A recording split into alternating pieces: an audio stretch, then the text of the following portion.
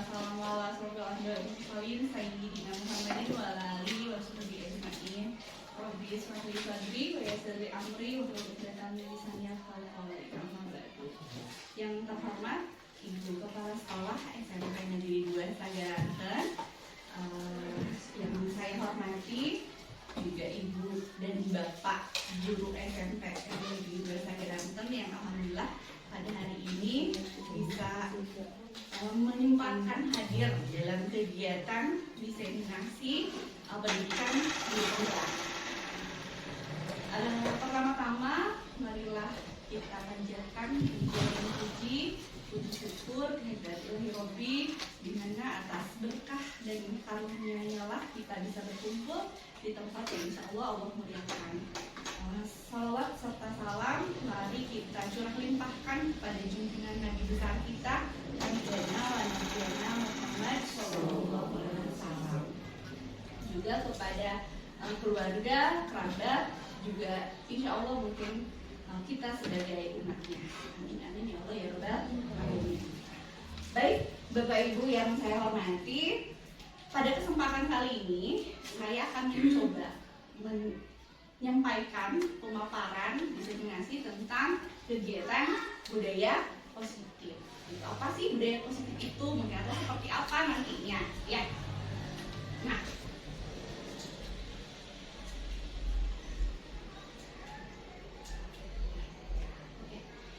sebelum kita ke konsep utama, di sini ada pertanyaan pemantik terlebih dahulu. Di situ pertanyaannya satu sebenarnya, tapi pernyataannya ada 3. Apakah Anda setuju? Apakah Bapak Ibu ini setuju dengan pernyataan ini? Pernyataan ini. 1. Hukuman dapat mendisiplinkan anak. Setuju tidak? Tidak. Yang kedua, pemberian hukuman dengan hal positif, dengan seperti membaca atau membersihkan halaman sekolah dapat meningkatkan disiplin anak. Bisa. Yang ketiga, memberi penghargaan dapat meningkatkan motivasi belajar anak. Bisa. Oke. Ini hanya pertanyaan pemantik saja, di mana selanjutnya kita akan membahas beberapa kategori tentang kegiatan budaya positif dan konsep-konsep utamanya. Di mana mungkin setelah mengikuti kegiatan ini, jawaban Bapak Ibu di awal ini kemungkinan mungkin bisa jadi tetap atau mungkin juga bisa jadi berubah, ya, karena nanti akan ada pembahasan selanjutnya. Oke, konsep utama yang akan dibahas adalah 1. Perubahan paradigma belajar. Selanjutnya adalah disiplin positif. Ketiga, ada nilai-nilai kebajikan, di mana nanti universal. Terus juga kebutuhan dasar manusia, motivasi perilaku manusia, posisi kontrol guru, keyakinan kelas, dan terakhir ada segitiga restitusi. Itu ya. Okay. Pada pembelajaran paradigma baru, pembelajaran ini dikhususkan berdasarkan prinsip diferensiasi, di mana tujuan utamanya memang nanti mewujudkan profil pelajar Pancasila yang ada 6 elemen di dalamnya. Bertakwa dan beriman kepada Tuhan Yang Maha Esa, bernilai kritis, gotong royong, mandiri, kreatif, dan lain sebagainya. Oke, di sini ada kuis dulu, gak apa-apa ya Bapak Ibu? Silahkan. Saya mau minta 2 orang, mau di tempat duduk atau mau di depan? Pak Heri sama siapa tadi? Sama kamu? Sama Musri. Sama Rika. Baik. Saya mau silakan Pak Heri sama Pak Rika. Namun mungkin disiapkan kertasnya. Sebelum ke depan disiapkan dulu kertas. Jadi nanti sebentar, sebelum ke depan nanti ada yang misalnya Pak Heri ini nanti sebagai yang menuliskan di kertas tersebut itu tulisan atau benda yang Pak Heri anggap penting banget benda itu sangat berharga pokoknya barusan. Apa saja itu, pokoknya berharga banget benda itu. Benda mau kayaknya. Apa kata? Lalu kertasnya digenggam yang erat sama Pak Heri. Pokoknya mah ini ulah batur gitu kan. Nah, Pak Misbah nanti tugasnya gimana caranya dengan segala upaya yang Pak Misbah bisa lakukan, Pak Heri ini harus membuka. Boleh dengan cara merayu, boleh dengan cara membujuk, atau mungkin nantinya dengan cara dipaksa. Ya bukan, cara langsung sampai ke muka. Gitu. Tapi Pak Heri juga harus bertahan dengan genggamannya. Jadi harus dipegang erat-erat. Heri ya, Anda silakan. Paksa Pak. Heri, itu bukan hanya kertas ya.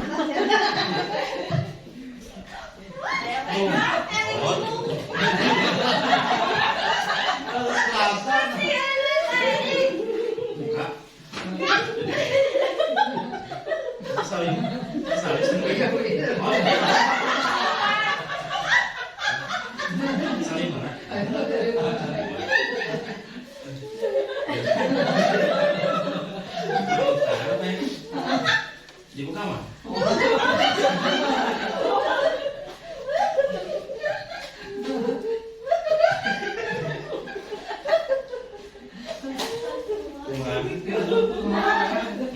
Aku masalah sudah buka itu. Ada ketek. Iya, bantu Bu. Maksa Bu. Baik, terima kasih. Bukan tangan. Ini sebagai contoh saja ya Bapak Ibu. Jadi ketika ada sesuatu yang berharga begitu, kira-kira rela nggak untuk diberikan cuma-cuma gitu kan kepada orang lain? Pastinya akan berpikir terlebih dahulu gitu. Mau itu di Olo misalnya, di Pasihan Artos, misalnya Pak Heri pasti asal miliar mau lah atau di Pasta dan lain sebagainya. Ternyata barusan Pak Heri memilih untuk tidak membuka benda berharga ya. Nah ini refleksinya, kepala tangan Pak Heri tadi terbuka atau tertutup? Tertutup tetap kekeh bahwa ini adalah benda penting yang harus dilindungi sama Pak Heri. Selanjutnya, siapa yang memegang kendali dalam kegiatan tersebut? Pak Heri. Kenapa Pak Heri memegang kendali? Karena yang punya atau yang mempertahankan benda penting tadi. Nah di sini kita akan memasuki perubahan paradigma teori kontrol atau ilusi kontrol, di mana kita sambungkan dengan kegiatan di sekolah gitu ya, antara guru dengan siswa. Kita itu selalu merasa bahwa guru itu bisa mengontrol murid gitu ya. Pokoknya murid gimana kita saja, kita gurunya. Kalau kita berbicara A, maka mereka akan A. Kalau B berarti B dan lain seterusnya gitu. Nah di sini ada paradigma baru yang mengatakan bahwa justru hal tersebut itu hanya sekedar ilusi saja. Toh pada kenyataannya yang namanya kontrol diri itu hanya ada pada diri masing-masing. Kita hanya menugaskan, kalaupun dia mengupayakan apa yang kita tugaskan, berarti itu hanya kemauannya dia, bukan kemauan kita. Ilusi guru mengontrol murid, lalu ilusi bahwa kritik dan membuat orang merasa bersalah dapat menguatkan karakter, ilusi bahwa semua penguatan positif efektif dan bermanfaat, ilusi bahwa orang dewasa memiliki hak untuk memaksa. Makanya tadi Pak Misbah, aduh wantun ada orang sepuh gitu ya. Karena tadi sebenarnya ada ilusi orang dewasa yang memaksanya gitu. Oke, baik. Dilanjut, perubahan paradigma stimulus respon dan teori kontrol. Apa bedanya? Nah, untuk stimulus respon kita mencoba mengubah orang agar berpandangan sama dengan kita. Tapi dalam teori kontrol kita berusaha memahami pandangan orang lain tentang dunia. Lalu perilaku buruk dilihat sebagai suatu kesalahan. Dalam teori kontrol semua perilaku memiliki tujuan. Termasuk orang lain bisa mengontrol saya bisa mengontrol orang lain. kalau dalam stimulus respon. Tapi nyatanya dalam teori kontrol hanya Anda yang bisa mengontrol diri Anda tidak bisa mengontrol orang lain. Kalaupun misalnya orang lain tersebut bisa dikontrol sama kita, itu hanya keinginan dia untuk melakukan hal tersebut. Gitu. Selanjutnya pemaksaan ada pada saat bujukan gagal. Jadi tadi dipaksa gitunya, boleh jadi terakhirnya waktu ngelarang wae udah dipaksa gitu. Nah itu tes stimulus respon. Sedangkan teori kontrolnya adalah kolaborasi dan konsensus menciptakan pilihan-pilihan yang baru, di mana kita sebagai guru alangkah lebih baiknya mungkin berkolaborasi dengan siswa, maunya apa gitu anak teh, sehingga tidak ada istilah pemaksaan terhadap anak. Makanya model berpikirnya untuk stimulus respon ini adalah menang kalah, di mana yang melakukan pemaksaan gitu ya, itu berarti dia yang merasa menang, anu ngawarokna berarti merasa kalah pada akhirnya. Tapi dalam teori kontrol ini model berpikirnya itu adalah menang-menang, di mana kedua belah pihak tersebut itu merasa oh saya nyaman dengan keadaan seperti ini, baik si A ataupun si B. Oke, di sini lanjut ke dalam disiplin positif. Disiplin sendiri adalah belajar mengontrol diri dengan menggali potensi diri kita sendiri agar tercapai tujuan mulia, yaitu menjadi yang kita inginkan berdasarkan nilai-nilai yang diri kita hargai. Jadi ada nilai-nilai yang nanti mungkin akan saya jelaskan dulu. Disiplin positif adalah suatu pendekatan untuk menerapkan disiplin dari dalam diri anak tanpa imbalan, penghargaan, ancaman, dan hukuman. Jadi sebenarnya disiplin positif itu tidak memerlukan penghargaan, ancaman, hukuman tidak diperlukan, tapi anak-anak patuh dengan sendirinya karena tadi memiliki nilai-nilai universal atau nilai-nilai kebajikannya. Nah, tujuan dari disiplin positif untuk menanamkan motivasi kepada murid-murid agar mereka menjadi orang yang mereka inginkan dan menghargai diri sendiri dengan nilai-nilai yang mereka percaya. Motivasi ini berasal dari diri murid, yaitu dari intrinsiknya, karena nanti motivasi ini dibagi dua, ada intrinsik internal dan eksternal, gitu ya. Nah, yang akan dibahas saat ini gimana caranya anak ini tuh bisa tumbuh nilai-nilai kebajikannya sehingga mereka sadar, oke, ternyata ini loh yang benar, lalu mereka meskipun gak ada penghargaan, meskipun gak ada hukuman, tetap berjalan. Harapannya seperti itu. Nah, di sini nilai-nilai kebajikan universal di mana semua orang memakai ini, gitu. Tidak hanya di Indonesia saja, di luar pun memang sudah dipakai. Nilainya apa saja? Nah, sebelumnya nilai kebajikan itu adalah nilai yang disepakati bersama, lepas dari suku bangsa, agama, bahasa maupun latar belakang. Jadi memang global, seluruh dunia memahami terhadap nilai-nilai kebajikan ini. Yang pertama ada toleransi, rasa hormat, integritas, mandiri, menghargai, antusias, empati, keingintahuan, kreativitas, dan lain sebagainya yang bisa Bapak Ibu lihat di depan. Itu merupakan nilai-nilai positif, nilai-nilai kebajikan yang memang setiap orang itu mungkin harus memilikinya. Sehingga jika sudah tertanam nilai-nilai tadi di dalam hati, gitu ya, kemungkinan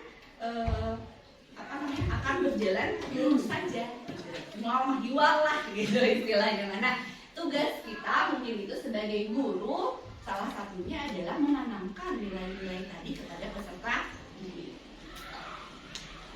Nah, termasuk keterampilan hidup juga dapat dipercaya, berarti jujur, lurus hati, pendengar yang aktif, tidak merendahkan orang lain, dan lain sebagainya. Nah, di mana nilai-nilai kebajikan ini untuk Indonesia sendiri memang fokusnya adalah menjadi profil pelajar Pancasila, di mana 6 elemen ini hadir: beriman dan bertakwa kepada Tuhan, mandiri, berdarah kritis, berkebinekaan global, gotong royong, dan kreatif.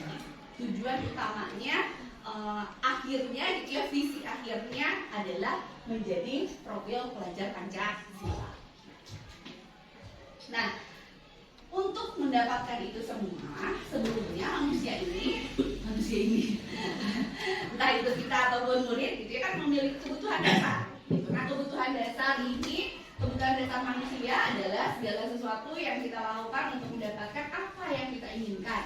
Seluruh tindakan yang kita lakukan memiliki tujuan tertentu dan semua usaha terbaik yang kita lakukan adalah dalam rangka agar kebutuhan dasar kita terpenuhi dengan baik. Ada 5 kebutuhan dasar manusia.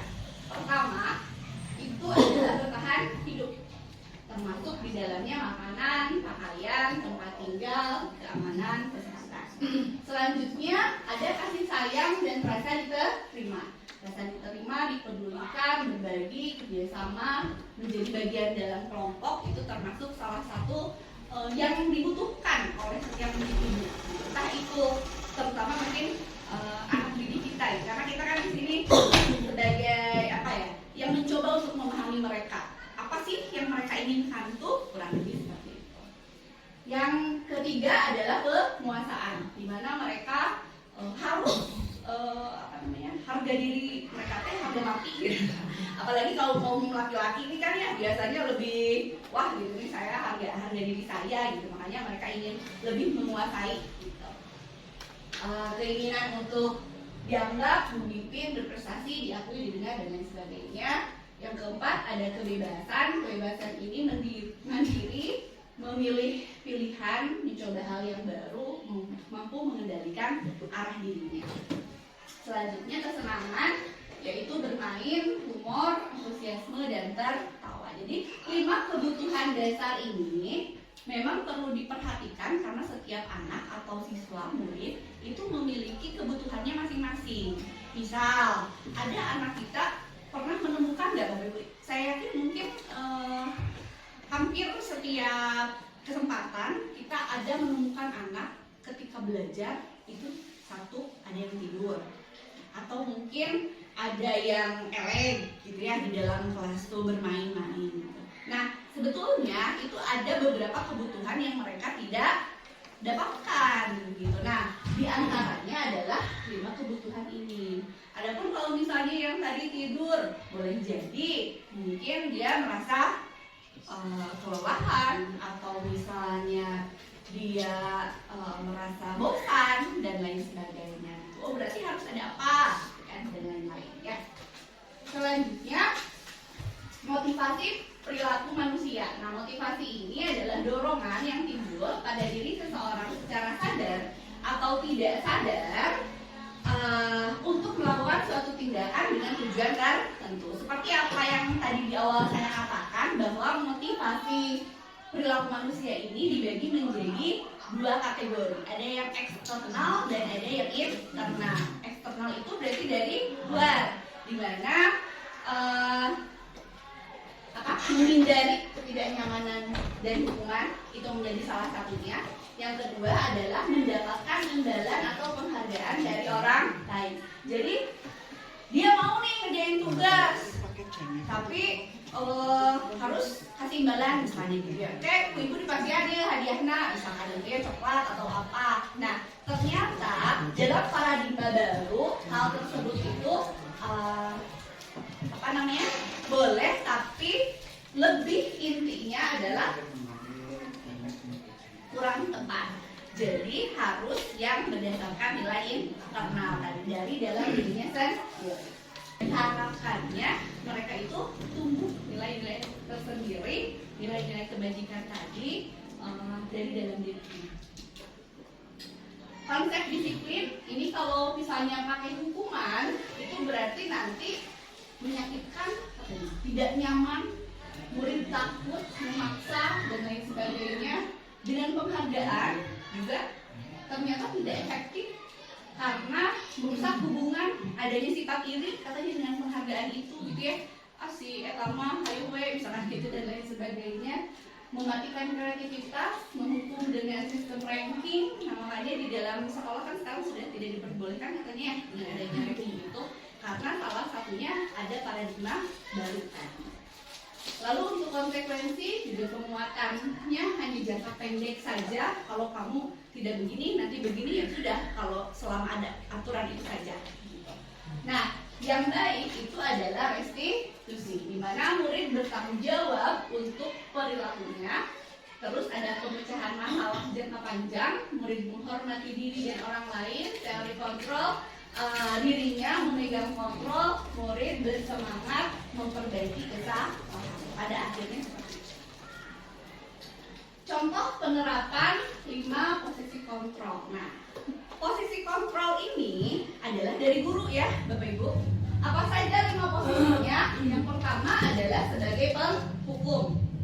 Di sini ada nggak kategorinya penghukum? Misal, di contohnya di sini siswa melanggar kesepakatan tidak mengerjakan tugas.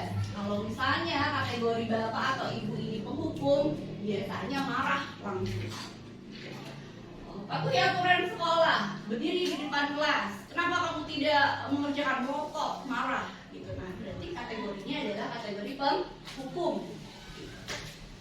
Yang nomor 2, ini adalah pembuat rasa bersalah. Biasanya suaranya lebih rendah, gitu. Contoh di sini kalimatnya, berapa kali Bu Guru harus memberi tahu kamu, ibu kecewa sama kamu. Jadi membuat si anak ini jadi merasa bersalah pada akhirnya. Oh iya ya, gara-gara saya ngerjain tugas, kasihan si ibu udah capek ngerjain. Nah, ternyata itu pun masih kurang tepat. Yang ketiga, sebagai teman. Sebagai teman ini misalnya begini, ayolah yang rajin buat Bu Guru bangga kali ini, tapi tidak apa-apa, kali ini kamu salah. Jadi diampuni weh, ayo, karena tadi best friend gitu ya, teman. Sebenarnya mungkin dari teman ini ada baiknya gitu ya, dengan anak-anak kita jadi dekat. Tapi kalau terlalu dekat ternyata bisa menyebabkan sesuatu hal yang negatif. Apalagi kalau misalnya dekatnya ini lawan jenis nih, laki-laki perempuan, bisa jadi dalam tanda kutip. Atau mungkin kebalikan juga ternyata kurang tepat gitu. Selanjutnya sebagai pemantau, dimana di sini kalimatnya gitu ya, kamu sudah melanggar apa peraturan dan konsekuensinya gitu. Jadi kalau pemantau ini dilihatnya aturan gitu. Kamu nggak ngerjain tugas, gak bakalan ini gitu ya. Kamu peraturannya apa nih, itu lebih kepada pemantau. Sedangkan yang terakhir ini adalah sebagai manajer. Manajer ini contoh kalimatnya, apakah kamu tahu kesalahanmu? Kira-kira bagaimana kamu akan memperbaiki kesalahan ini? Jadi solusi itu didapatkan dari anak itu sendiri. Ditanya baik-baik, kamu maunya apa? Mau sampai kapan seperti ini? Jadi lebih ke kita menghargai pendapat dari anak tersebut. Ya, menurut penerapan 5 posisi kontrol ini. Selanjutnya, nah ini ada beberapa sampel. Coba posisi kontrol apakah aku? Kalimatnya seperti ini. Oke. Nah, kalimatnya, saya kecewa sekali dengan kamu. Menurut Bapak Ibu masuk kategori posisi yang mana? Buat rasa bersalah. Nah, ini kan tadi ya ada 5, hukum, membuat rasa bersalah, teman, pemantau, dan manajer. Kalau kalimatnya saya kecewa sekali dengan kamu, berarti masuknya kemana? Membuat rasa bersalah. Coba kita lihat. Ya, membuat rasa bersalah. Ada lagi. Kamu tidak benar-benar melakukannya. Coba kira-kira.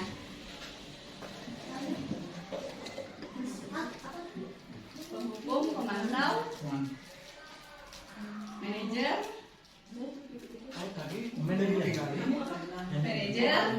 memantau. Coba kita lihat. Kamu tidak benar-benar melakukannya, marah-marah gitu ya. Selanjutnya, apa rencanamu untuk menyelesaikan masalah ini? Mengkoordinasikan. Kira-kira memilih jaringan. iya, kita lihat manajer. Jadi betul ya, harus ditanya anak teh gitu kalau misalnya jadi manajer. Selanjutnya, kamu tidak akan dapat nilai jika tidak mengerjakan tugas. Ancaman. Berarti Maksudnya kategori posisi yang mana? Memantau bukannya. Coba kita lihat. Apa tuh? Terakhir, ayo mau lakukan demi bapak atau ibu ya. Teman. Teman. Coba kita lihat betul sebagai teman. Gitu ya. Kira-kira posisi kontrol ini ya. Kebayang gitu. Oke, berarti ya, kita tuh sebagai guru ada 5 posisi nih yang biasanya ada di kehidupan sekolah gitu. Nah, kira-kira hari ini sampai detik ini Bapak Ibu ada di posisi mana? Lalu kemungkinan nanti apakah akan masih tetap ataukah nantinya akan berubah gitu ya. Oke, lanjut kepada keyakinan kelas. Nah, keyakinan kelas ini kalau dulu itu namanya adalah aturan kelas. Kenapa harus keyakinan kelas bukan peraturan kelas? Nah, di sini kita bahas pertama, peraturan kelas biasanya dibuat oleh guru tanpa melibatkan siswa. Jadi aturannya udah nempel kayak gitu. Peraturan di sekolah, peraturan di kelas, tidak boleh, dilarang, jangan dan lain sebagainya. Gitu ya. Sedangkan untuk keyakinan kelas adalah kesepakatan yang dibuat secara bersama-sama. Jadi anak diikut sertakan, diikut andilkan gimana caranya mereka memiliki kepatuhan terhadap apa yang mereka sepakati bersama. Gitu.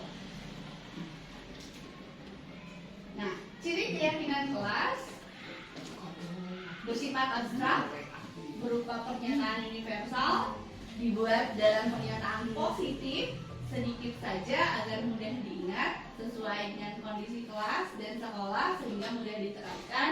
Semua warga sekolah atau warga kelas dilibatkan saat membuat keyakinan tersebut. Nah, tadi digarisbawahi ya, dibuat dalam bentuk positif. Dibuat dalam bentuk positif ini ya. Nah, rata-rata kalau kita membuat peraturan, ini kalimatnya tuh negatif. Kalimat negatif itu seperti apa? Misalnya, dilarang mencontek, jangan datang terlambat, tidak boleh. Nah, itu tuh jenis dari kata negatif. Nah, sehingga tugas kita sebagai pembimbing daripada siswa tersebut mengubahnya kalimat negatif tadi menjadi kalimat positif. Misalnya, jangan datang terlambat, berarti harus tepat waktu. Jangan buang sampah sembarangan, berarti jagalah kebersihan, ya, dan lain sebagainya. Nah, nilai-nilainya disesuaikan dengan produk belajar Pancasila atau nilai-nilai kebajikan universal yang tadi sudah diutarakan. Oke. Nah, selanjutnya ada restitusi. Restitusi adalah proses menciptakan kondisi bagi murid untuk memperbaiki kesalahan mereka sehingga mereka bisa kembali pada kelompok dengan karakter lebih kuat. Restitusi bukan untuk menebus kesalahan. Restitusi adalah sebuah tawaran dan bukan paksaan. Restitusi fokus pada solusi. Apa restitusi itu? Ini proses menciptakan kondisi memperbaiki kesalahan siswa. Nah, segitiga restitusi ini dibagi menjadi 3.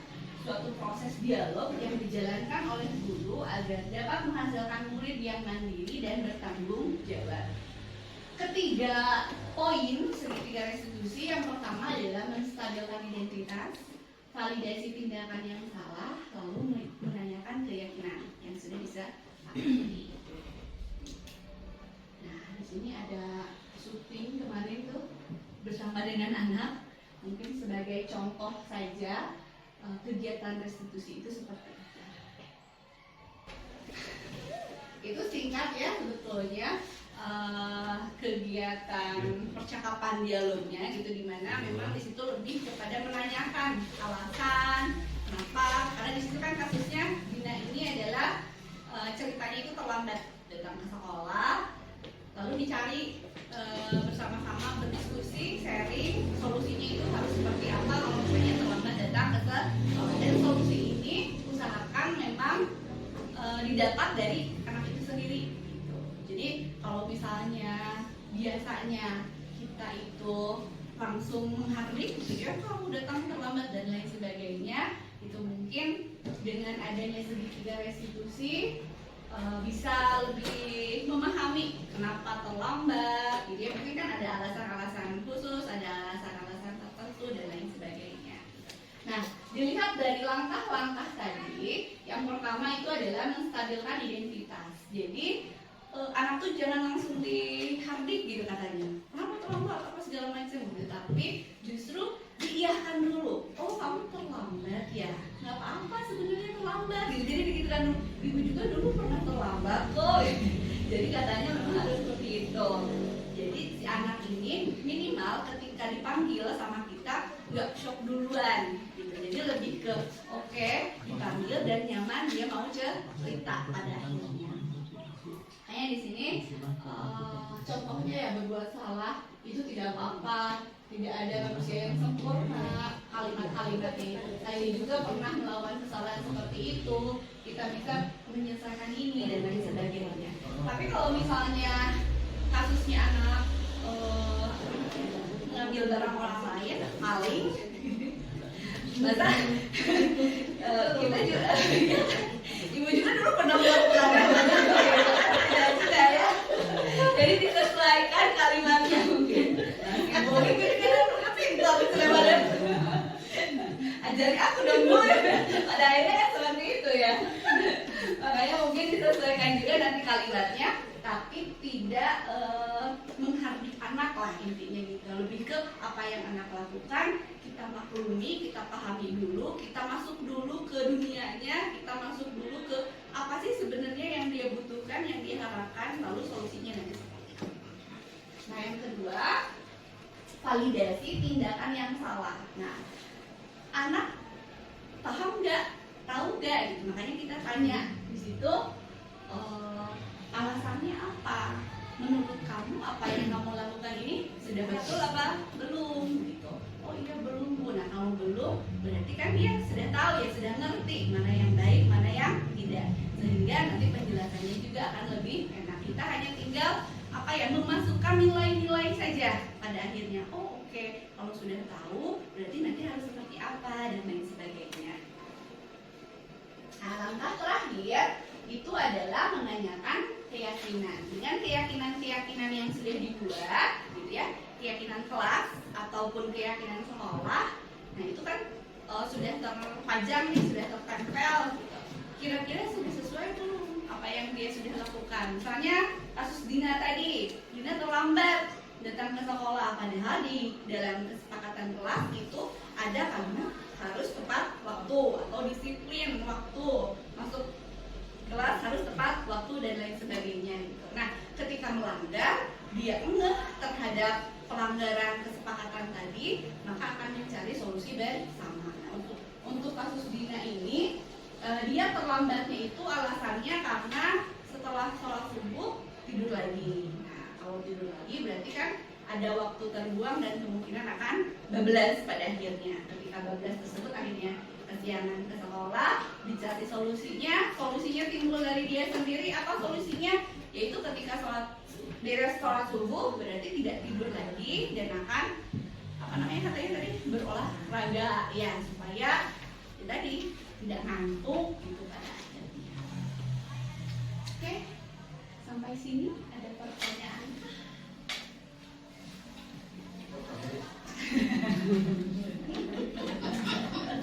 Kita sharing-sharing mungkin begitu tentang konsep budaya positif yang ada di lingkungan sekolah.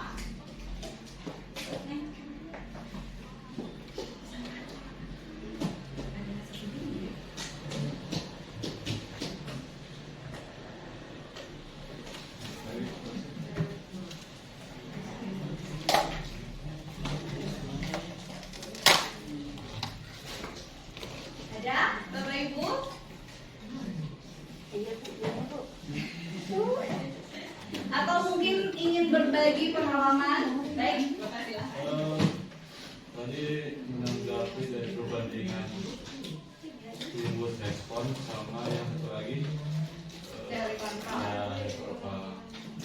Nah, apakah itu setiap kondisi memang lebih unggul tadi yang verbal apa yang stimulus respon nih?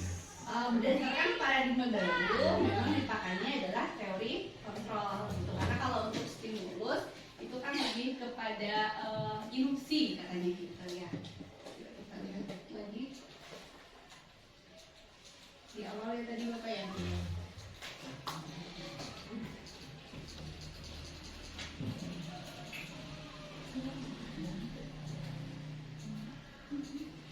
Nah, stimulus respon itu lebih kepada ilusi-ilusi tadi, ilusi kontrol yang perubahan sebelum berubah itu namanya adalah ilusi kontrol. Adanya stimulus respon dan kemudian berubah berganti menjadi teori kontrol.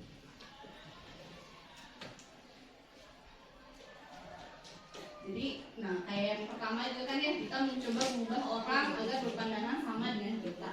Itu hanya sekedar apa yang kita coba gitu. Tapi pada akhirnya kita berusaha memahami pandangan orang lain tentang dunia.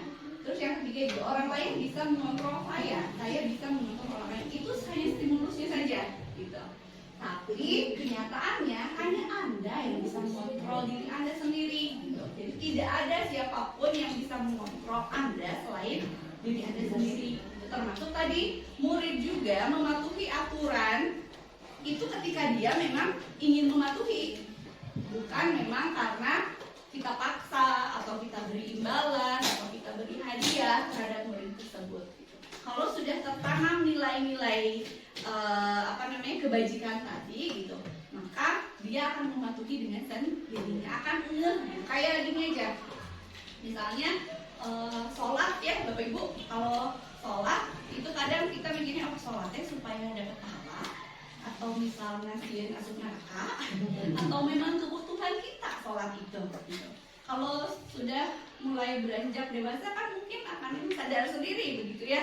Oh saya yang butuh kok, gitu kan? Pada akhirnya ya sholat. Gitu. Nah ini nilai-nilai ini yang mungkin nanti diharapkannya akan tertanam di anak gitu, melalui teori kontrol dan paradigma baru.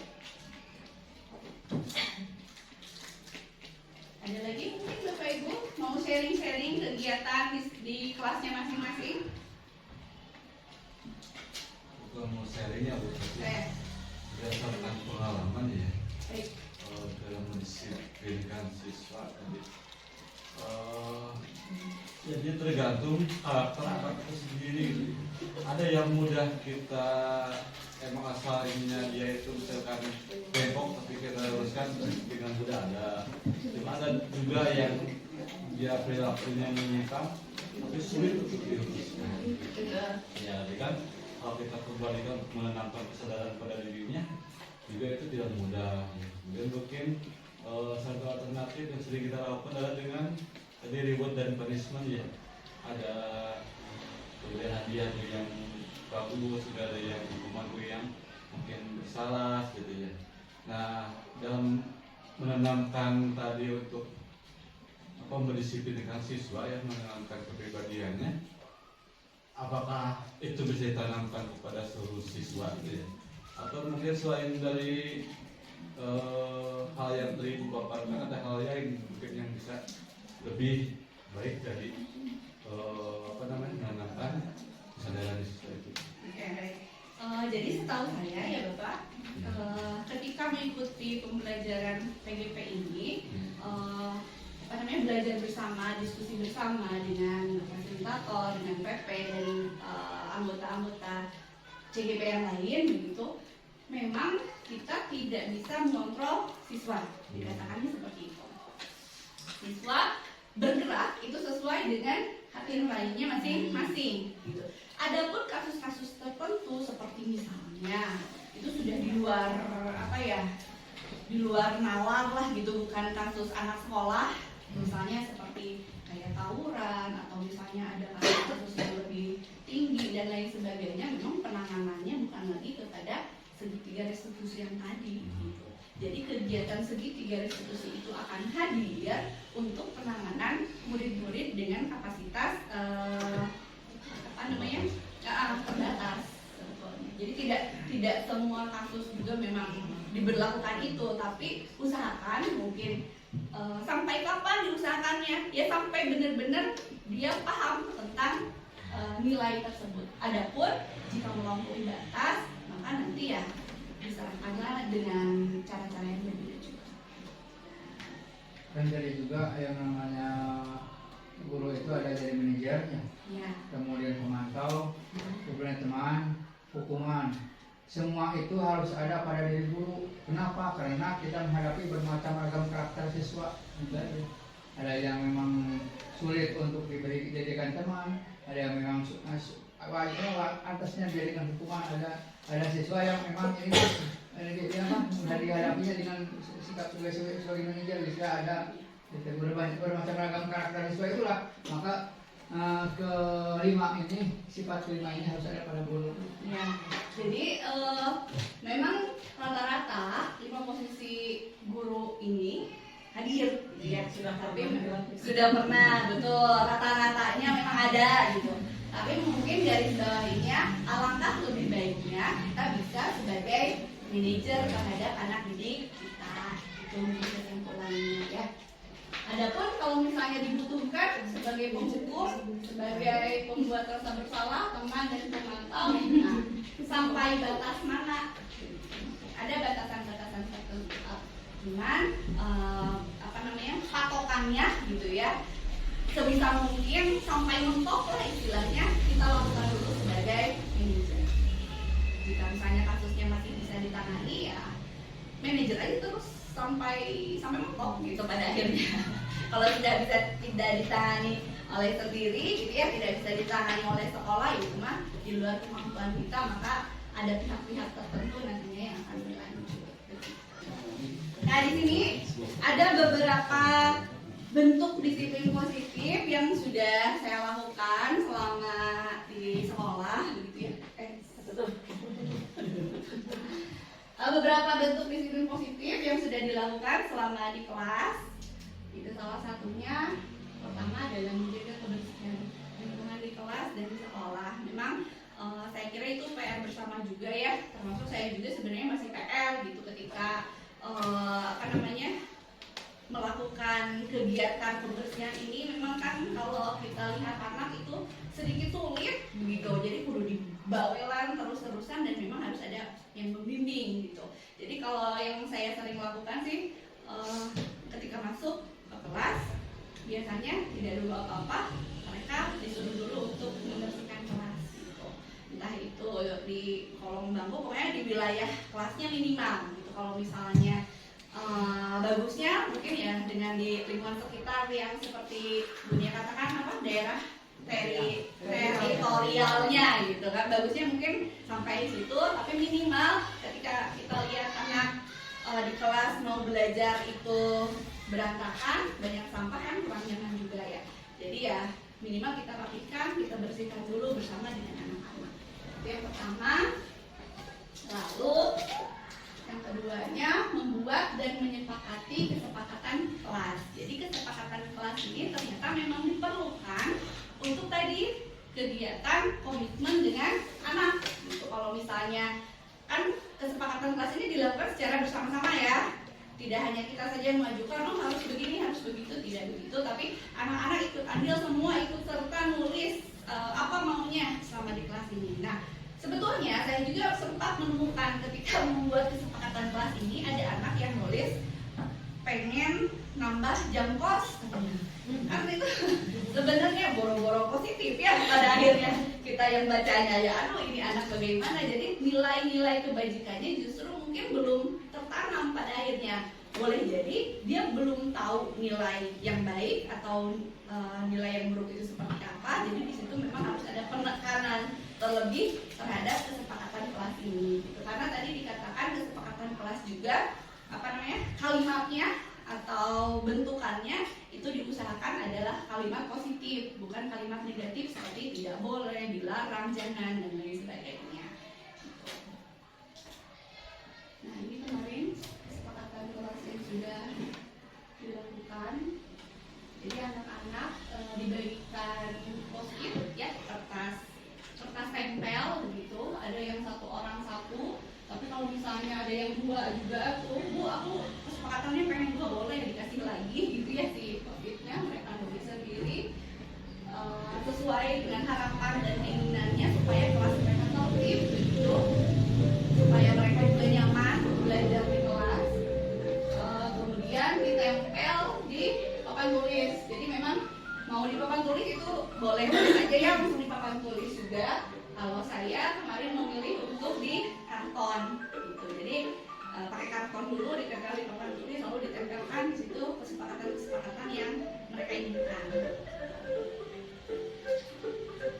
Nah, selanjutnya pembelajaran diferensiasi. Nah, kegiatan kan ini ya, kurikulum merdeka ini identik dengan pembelajaran berdiferensiasi, di mana kegiatannya mungkin bisa beragam, disesuaikan dengan kebutuhan dan minat siswa gitu.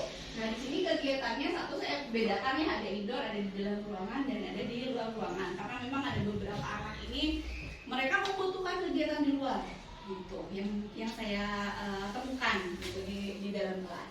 Nah, pertama adalah kegiatan literasi. Kebetulan untuk yang kelas 8 itu memang guru bahasa Indonesia ini adalah saya, jadi saya coba terapkan dulu ke mereka 15 menit pertama sebelum kegiatan pembelajaran itu diusahakan mereka membaca terlebih dahulu gitu. Bukunya ngambil dari mana? Sebenarnya kemarin anak-anak itu kalau misalnya ada buku di rumah itu dibawa sekolah, tapi memang kebanyakannya tidak punya dan lain sebagainya, sehingga dipakai buku-buku yang ada dari perpustakaan sebagian gitu. Jadi mereka udah punya hancur tuh, oh hari ini cuma 15 menit saja ya, jadi cukup tidak cukup ya 15 menit aja, sampai mana bacanya, entah itu 1 halaman, 2 halaman dan lain sebagainya. Lalu nanti ada catatannya gitu ya, oh anak ini sudah membaca bukunya siapa misalnya Terelie misalkan gitu ya, sudah baca itu halaman 1 sampai 10 misalnya hari ini, nanti disambung lagi hari berikutnya gitu. Jadi berkelanjutan. Nah, harapannya dengan adanya kegiatan literasi ini tentu saja satu, menambah wawasan mereka gitu. Jadi kalau misalnya ini nyambung ya dengan kegiatan ANBK gitu, di ANBK juga kan kegiatannya literasi dan numerasi gitu. Nah, literasi ini juga harapannya anak tuh bisa berpikir dan bernalar kritis kalau kita lihat ke profil pelajar Pancasila gitu, dimana ketika anak senang baca gitu atau mereka diusahakan untuk banyak baca, minimal banyak kosakata baru yang tumbuh di dalam pikiran mereka gitu, sehingga bisa lebih kreatif, wawasannya bisa lebih luas lagi, pengetahuannya juga ada, nggak asbun gitu. Kadang suka greget ya kalau dengar anak teh meni asbun, pertanyaan kemana misalnya gitu ya, jawaban kemana. Nah, dengan cara mungkin salah satunya adalah literasi di dalam kelas, bisa menumbuhkan gitu. Gimana caranya anak ini wawasannya jadi lebih luas lagi. Nah, untuk kegiatan literasi juga mungkin harapannya gitu ya, kalau bisa gitu, dengan kesepakatan bersama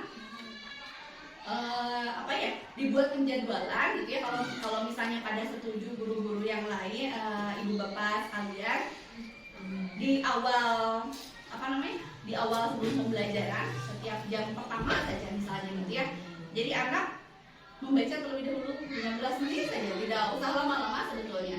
Dan kalau misalnya saya lihat yang kelas 8 ya, karena memang kemarin praktiknya baru di kelas 8, ternyata mereka itu lumayan antusias kok dengan kegiatan membaca. Mereka milih-milih buku, Bu, saya mau yang mau gitu.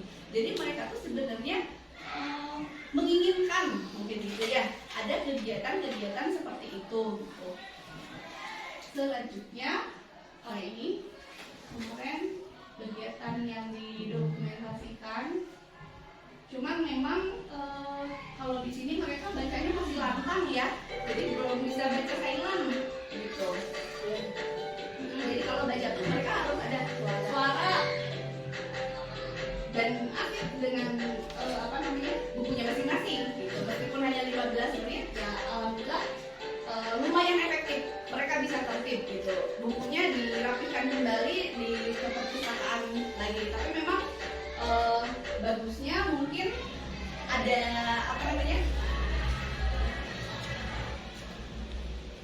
bagusnya mungkin di dalam kelas itu ada pojok literasi ya Bu ya. Jadi anak-anak tuh ya pojok literasi. Kalau bukan literasi kan untuk kegiatan membacanya, judul buku yang sudah dibaca ditempelkan di pohon literasi sebagai bukti gitu bahwa mereka itu sudah melakukan kegiatan literasi tadi. Tapi kalau misalnya ya sedikit saja sih sebenarnya dipojokkan gitu ya. Dipojokkan biar mereka teh asik dengan membacanya. Dan sebenarnya kan literasi ini banyak ya, sebetulnya tidak hanya dari buku saja. Literasi digital juga kan sebenarnya bisa. Sekarang mah di dalam handphone ini kan banyak sekali aplikasi-aplikasi atau link-link untuk kegiatan membaca yang mereka inginkan misalnya ya. Selama dalam bimbingan saya kira tidak jadi masalah. Apalagi di sekolah kita kan HP itu anak bebas untuk bawa gitu. Jadi mungkin positifnya dengan membawa HP atau teknologi digital gitu ya, mereka genggam terus tuh, tidak hanya sekadar main game, tidak sekedar nelpon atau WA-an gitu, tapi bisa dijadikan sebagai bahan pembelajaran. Jadi kalau misalnya alasannya nggak ada bukunya, udah kan bisa baca dari digital tadi. Nah, terus pembelajaran masih di luar juga. Oh ya, ini ada kegiatan belajar sambil bermain. Jadi ada Cici Putri, Cinciripit, anak perempuan Cinciripit, ada gitu ya. Anak laki-lakinya masih kacang panjang dan lain sebagainya. Sebenarnya hanya intermezzo saja, tapi ternyata dengan kegiatan permainan-permainan entah itu di dalam ataupun di luar kelas, ternyata bisa menumbuhkan antusias dan motivasi siswa gitu. Jadi anak-anak teh minimal di dalam kelas tuh tidak begitu jenuh gitu mungkin. Jadi ada kegiatan-kegiatan yang memang apalagi anak laki-laki ini senang bergerak. Jadi kalau misalnya hanya diam saja, mereka tuh merasanya mungkin monoton gitu. Jadi harus ada kegiatan bergerak saja, apapun itu, mungkin entah ice breaking atau dan lain sebagainya. Selanjutnya, kegiatan presentasi. Kegiatan presentasi ini juga dilakukan entah itu kolaborasi gitu ya antar kelompok, ataupun mungkin hanya perwakilan, ataupun hanya sendiri saja. Gitu. Jadi ini juga mungkin bisa diterapkan. Nah, kalau saya tuh pernah melakukan ini sebenarnya, dan kalau menurut saya pribadi gitu ya, dengan adanya kurikulum Merdeka ini lebih memudahkan kita untuk melakukan pembelajaran terhadap anak. Kenapa? Karena kan pusatnya itu harus anak, gitu ya. Jadi kita sebagai guru ya hanya pembimbing saja. Gimana caranya ini anak aktif, gimana caranya ini anak belajar, tapi kita hadir membimbing anak. Dan mereka belajarnya jadi lebih luas gitu. Sebenarnya memudahkan kalau menurut saya. Kenapa? Ya salah satunya tadi kita tidak begitu capek pada akhirnya karena anak-anak yang lebih banyak bergerak gitu. Tapi menumbuhkan kreativitas dan wawasan mereka itu saja. Gitu. Pernah ini hanya sekedar sharing saja mungkin begitu ya. Dalam satu kelompok misalkan kita mau mengadakan presentasi kelompok nih. Satu model pembelajaran yang pernah saya ambil itu dengan tutor gitu. Jadi itu sangat mempermudah, tapi anak-anak happy dengan kegiatan itu gitu. Materinya sudah diberi per kelompok masing-masing, lalu nanti si ketuanya ini adalah berkewajiban sebagai tutor dari teman sebagainya. Nah, ketika sudah si tutor tadi sudah melaksanakan tugasnya, nih anggota-anggotanya sudah dikasih tahu nih materinya apa-apa dijelaskan segala macam. Lalu nanti ada sistem berkunjung gitu. Jadi si anggota tadi berkunjung ke kelompok yang lain, berkunjung ke kelompok yang lain, berkunjung ke kelompok yang lain. Ada perwakilan-perwakilan di mana nanti tetap ada catatan atau simpulan-simpulan dari setiap kelompok yang ada. Dan di situ juga bisa kita masukkan juga penilaiannya gitu. Jadi selain kita yang menilai, anak pun bisa menilai kelompok yang lain. Jadi mereka memperhatikan, melihat oke, dia presentasinya seperti ini, berarti nilainya berapa misalkan gitu ya. Dikira-kira oleh teman teman antar kelompoknya. Nah, itu juga bisa menjadi referensi. Itu yang pernah saya lakukan. Selanjutnya adalah pemanfaatan teknologi yang seperti tadi saya katakan. Di beberapa kelas ini kemarin sudah praktik penggunaan Canva anak. Jadi kegiatannya ngapain Bu? Jadi ternyata dan mereka mah happy dengan HP.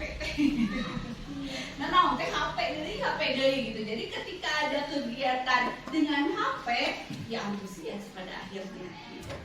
Oh Bu, nah Ibu iya terus gitu, nah Ibu, gitu kan. Jadi kemarin nyobanya dengan aplikasi Canva, mereka membuat poster gitu. Jadi Canva itu mereka kan bisa berkreasi ya, meskipun pada awalnya kesulitan karena mungkin belum terbiasa dan lain sebagainya, tapi mungkin dengan salah satu teknologi ini gitu ya, entah itu handphone ataupun komputer yang ada, itu bisa dimanfaatkan. Terutama mungkin handphone yang sehari-hari anak bawa, tidak hanya untuk komunikasi dan hiburan, tapi untuk kegiatan positif berupa pembelajaran. Dan masih banyak lagi ya, seperti kemarin juga kan ada Google Form, misalnya pengisian Google Form gitu ya, dan lain sebagainya. Jadi HP kan banyak banget. Nah ini untuk kegiatan di luar. Kemarin juga sama, ini kita ada game gitu ya, pertamanya tetap berkelompok. Biar kenapa sih harus berkelompok? Karena memang pemanfaatan waktu ya Bapak Ibu. Kalau misalnya satu orang waktu itu nggak cukup biasanya. Kalau misalnya kelompok biasanya akan lebih hemat waktunya. Jadi dengan waktu 2 jam atau maksimal 3 jam gitu, 3 jam pelajaran itu akan lebih bisa tergarap semua. Jadi kegiatannya memang kelompok. Waktu itu mereka mencari nama-nama hewan dan tumbuhan sebenarnya awal mulanya itu. Jadi pelajaran bahasa Indonesia menulis laporan hasil observasi. Dari laporan hasil observasi itu kan harus ada objek ya. Nah objeknya itu dicari hewan atau tumbuhan. Nah sebelum mencari mereka disiapkan terlebih dahulu. Mereka diberi game dulu. Kalau yang ini itu waktu pelajaran matematik, ini menghitung diameter, oke? Diameter ban, ini tong sampah karena bentuknya bulat. Kebetulan pas waktu kemarin sempat megang matematik, gitu ya. Bikin beberapa contohnya. Nah untuk kegiatan apa namanya? Apalagi saya banyak belajar ya dengan pembelajaran matematika itu sendiri, karena rata-rata anak tuh enggan, sulit untuk ngitung teh, males gitu. Tapi pas waktu praktek yang tadi gitu ya, mereka hitung keluar, pokoknya asal keluar aja kayaknya mereka. Itu jadi lebih semangat. Bahkan waktu itu kan siapa? Barja ya, yang kita kenal itu, Masya Allah sekali anaknya. Gengan Barja aja, Barja, terus Yeri, Kamil, dan pokoknya gengan itu justru mereka pertama menyelesaikan tugasnya ketika dengan adanya pembelajaran di luar seperti tadi. Jadi memang ada plus minus juga mungkin gitu ya. Kita bisa lebih enak karena anak yang lebih aktif gitu, kita tinggal diam saja sebenarnya kan, hanya membimbing gitu, mengarahkan dan lain sebagainya. Tapi mungkin kita juga dituntut untuk kreatif, apalagi ini caranya ya, gimana caranya mereka supaya mau ikut belajar, ikut serta dengan pembelajaran atau kegiatan belajar yang kita hidangkan, mungkin seperti itu. Selanjutnya ini adalah kegiatan baru sebenarnya ya Bapak Ibu. Ini pas waktu baru berjalan 1 bulan juga belum sebetulnya. Ini dilaksanakannya setiap hari Jumat kegiatan keputrian ini. Di keputrian ini saya baru bisa melaksanakan beberapa hal saja. Yang pertama ada sharing dan diskusi. Di sini karena perempuan semua, jadi kita lebih bebas, lebih open. Pokoknya mah tentang perempuan aja. So mau ngomong apa saja gitu ya. Karena memang awal mulanya kenapa mengadakan kegiatan ini dimulai dari keresahan sebetulnya.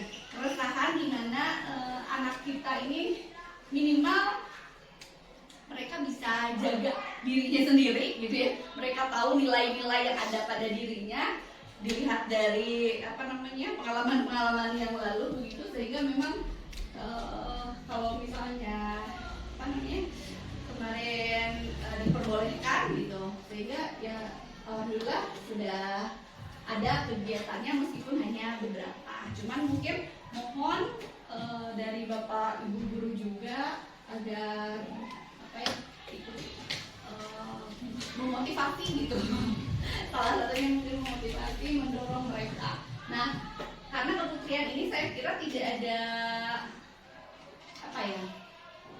minusnya, mungkin tidak ada gitu, karena yang saya rasakan pas waktu kemarin kegiatan anak-anak ya memang si perempuan, khususnya mungkin ya karena perempuan ini keputrian, jadi memang anak-anak perempuan semua yang mereka diharapkannya bisa menjadi perempuan yang bernilainya ya tentu saja positif gitu. Di sini baru kegiatannya sharing dan diskusi saja masalah perempuan, lalu ada kegiatan sholat berjamaah, terakhirnya kemarin ada mau diapakan karena hari Jumat, kebetulannya memang hari Jumat belum pada haji, jadi hajinya bareng datang.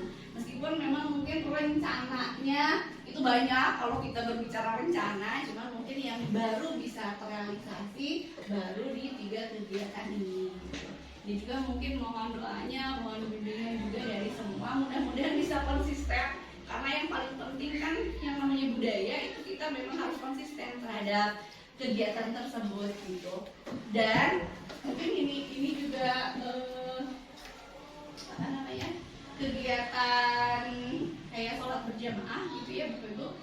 Saya lihat kalau misalnya zuhur itu kan di musola penuh gitu ya, kelihatannya tuh penuh dan memang penuh gitu, anak-anak tuh gak cukup, jadi harus beberapa kali. Nah mungkin di sini juga bisa sharing bagaimana ya sama Wendy guru agama juga Pak Mul ya, guru agama di sini, kalau misalnya kegiatan sholat ini yang laki-laki memang khusus di masjid, yang perempuannya mungkin kita cari tempat yang lain gitu, entah itu misal bisa dipakai lab misalnya, dibersihkan, disatukan itu kegiatan sholat, atau misalnya di perpustakaan, atau misalkan di kelas, atau bagaimana baiknya gitu, supaya sholatnya serentak, karena kan waktunya gak banyak ya, istirahat itu jam 12, pokoknya ada zuhur kita istirahat, setengah 1 itu kan harus sudah masuk lagi, istirahat itu tidak banyak, sedangkan mereka harus gilir sholat yang pada akhirnya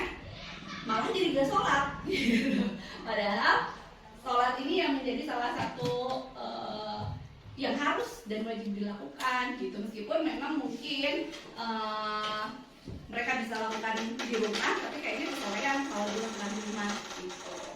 Nah, bagaimana kalau misalnya dilakukannya dengan cara dipisah seperti tadi gitu.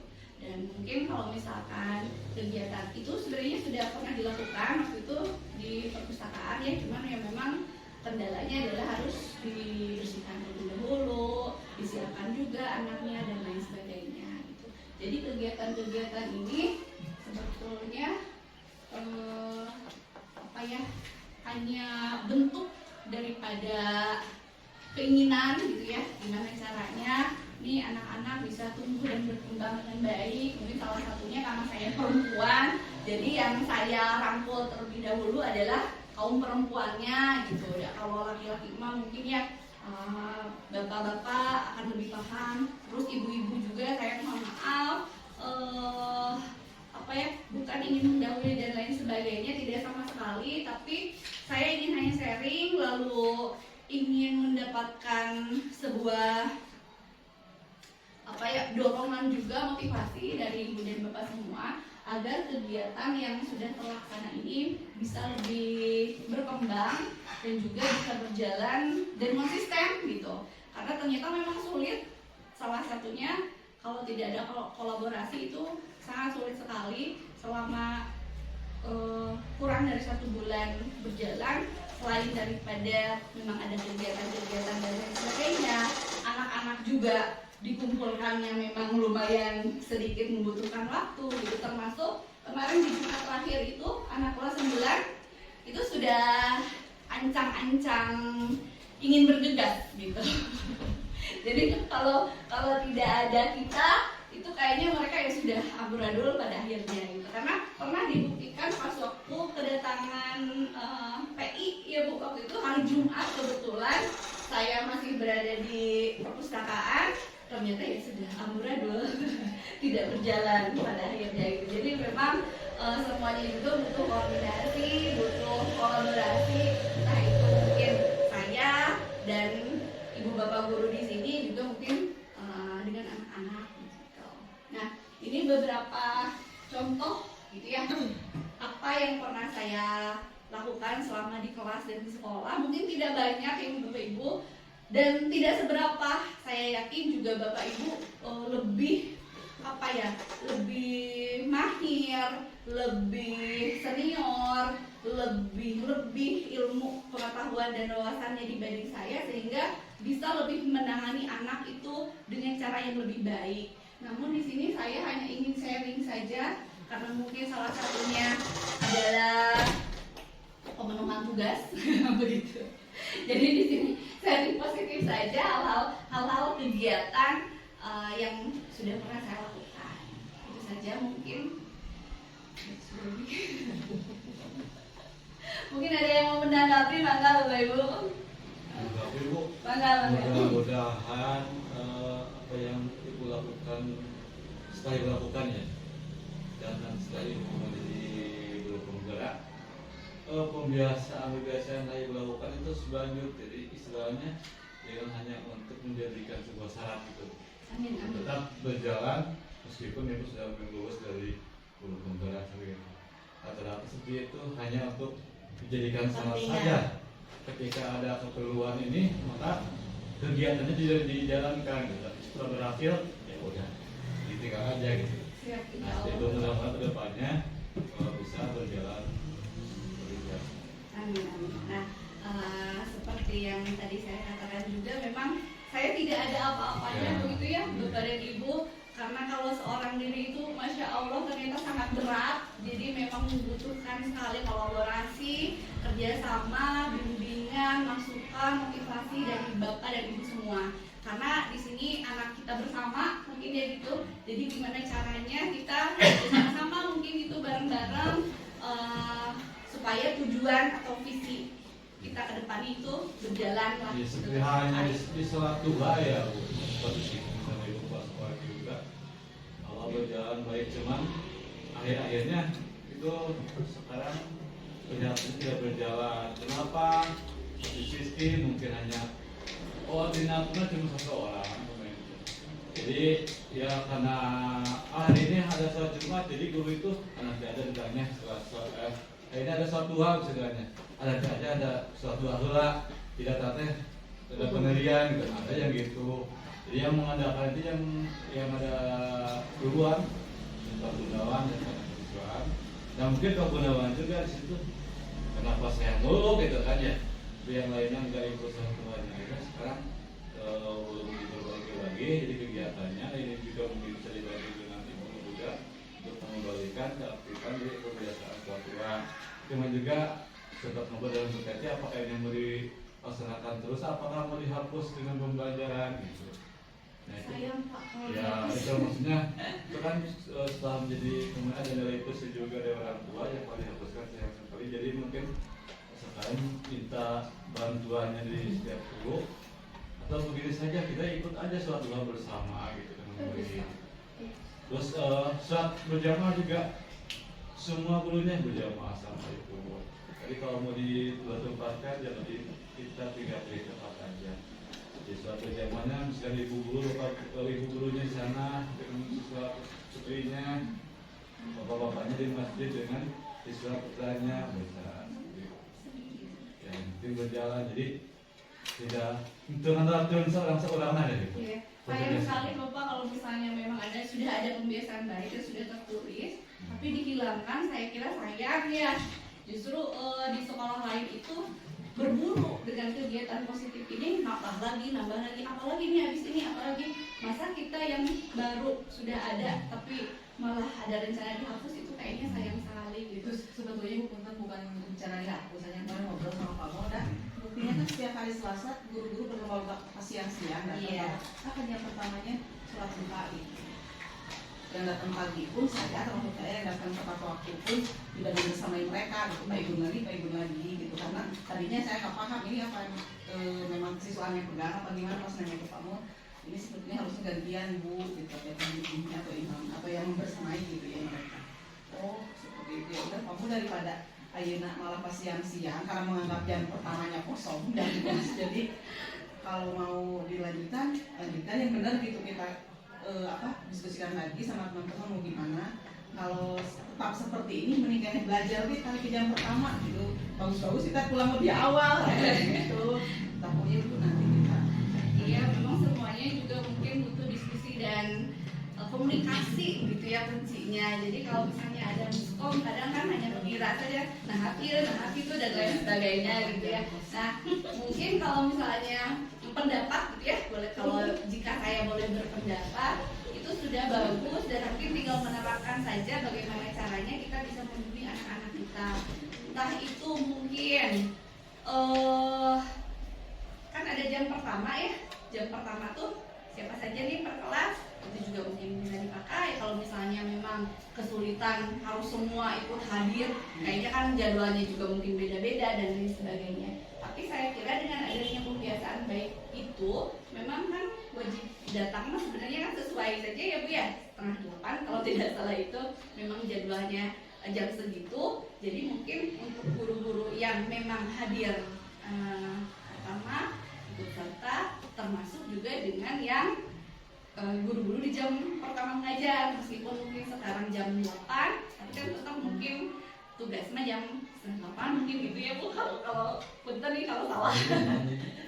Itu termasuk kan kalau tidak salah ya, kalau dilihat di jadwal itu hari Senin ada upacara, Selasa duha, terus Kamis beda, Jumat senam senam ya, Jumat rehat kalau nggak salah.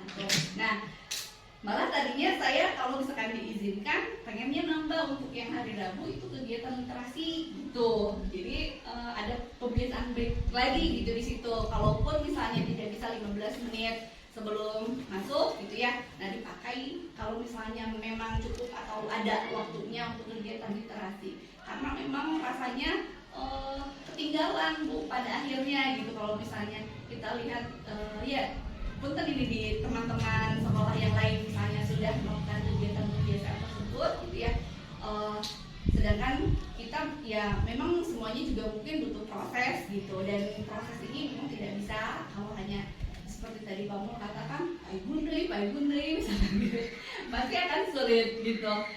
Memang butuh kolaborasi secara bersama-sama. Bisa simpulkan saja ya untuk kegiatan hari ini, sebelumnya dengan diadakannya atau pendidikan guru penggerak ini salah satunya adalah mungkin bagaimana kita sebagai guru itu bisa membimbing siswa sesuai dengan kodratnya, sesuai dengan kebutuhannya gitu, karena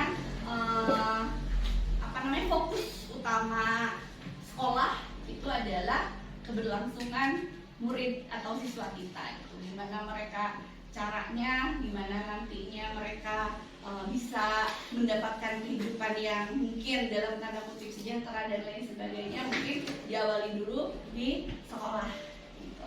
Jadi kita juga harus tahu kebutuhan siswa itu seperti apa yang mereka inginkan, sehingga mereka bisa menemukan jati diri dan potensi-potensi yang mereka sudah ada di dalam dirinya, kita tumbuhkan kembali gitu.